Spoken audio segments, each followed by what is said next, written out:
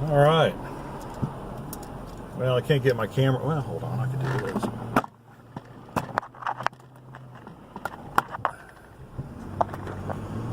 Doing a little Durham Highway 70 drive-through. Show the latest update on how they're coming with the road here. East End connector. Sorry for the noise, the rattling noise, but it's my holder and it rattles. Yeah, so they're moving along with it. You can see they've got some bridge work going on. Still have about 2 years of construction left, so. But this is just kind of a, just something to kind of keep track of it with. Hopefully we won't get killed by big trucks. Got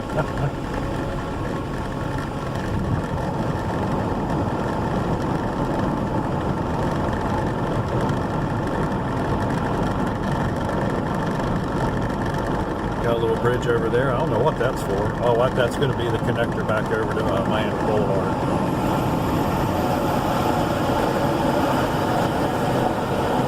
This part here is still original pavement.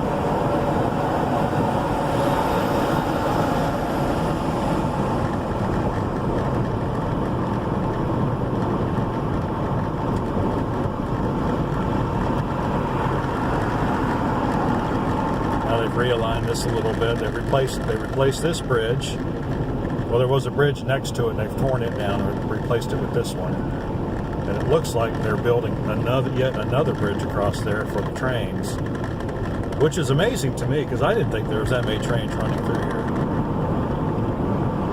Anyway, it's real difficult to get on Highway 98 now. You got to go clear around everything, I think.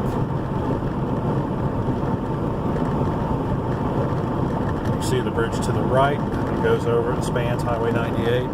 They are taking forever to get that built. I don't, it's been so dry here. You should look at the lake beds, but anyway, it's